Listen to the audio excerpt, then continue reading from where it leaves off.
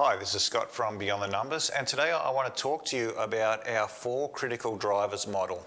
It's a integrated problem-solving framework for leaders, and we do a lot of work with leaders. And one of the reasons why we use this critical drivers model is because it's so important to making decisions and helping leaders have better outcomes for their organisation, for their team, and also for their career.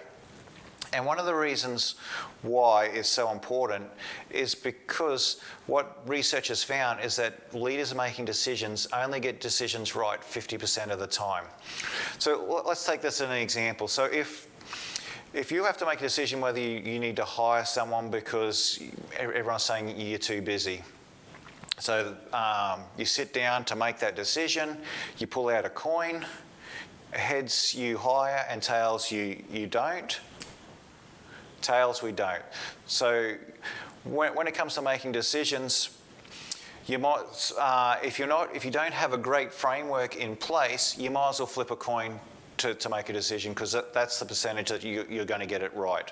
And so we use this 4 critical drivers model to really help people to understand the integration between the integration between the specific things, and we call these our 4 critical drivers, because what we've found is that underperforming businesses are failing in one or more of these different areas. So we have culture, the way that you do things. We've got strategy, the way that you position the company and where you're heading.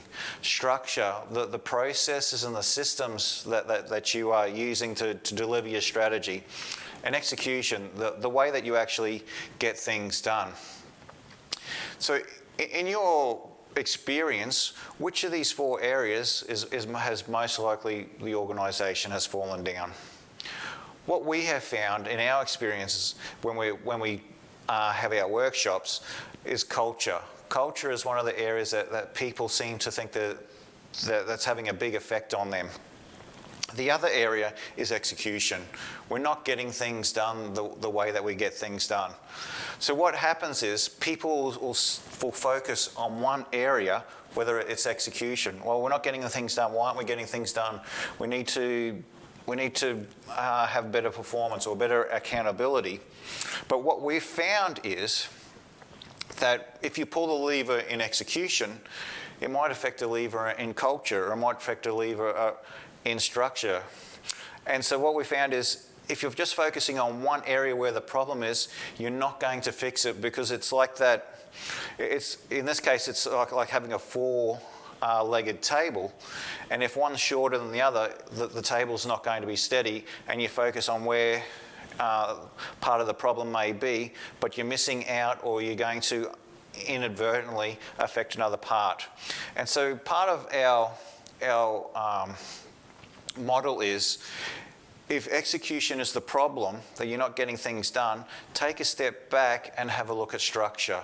Test it and see if that's where the problem is, because maybe you're not getting the things done because you don't have the right structure or the right processes. And if you still have a problem there, step back and have a look at strategy. So it's giving leaders a framework to make decisions. It's giving leaders the ability to have a holistic view and understand the levers. When you pull a lever over here, what's the effect in the different areas of your business?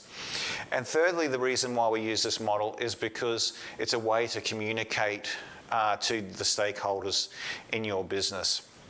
So this is the first video. In our next video, Daryl is going to go into a bit more in depth about what the different drivers are and how they are affecting your business.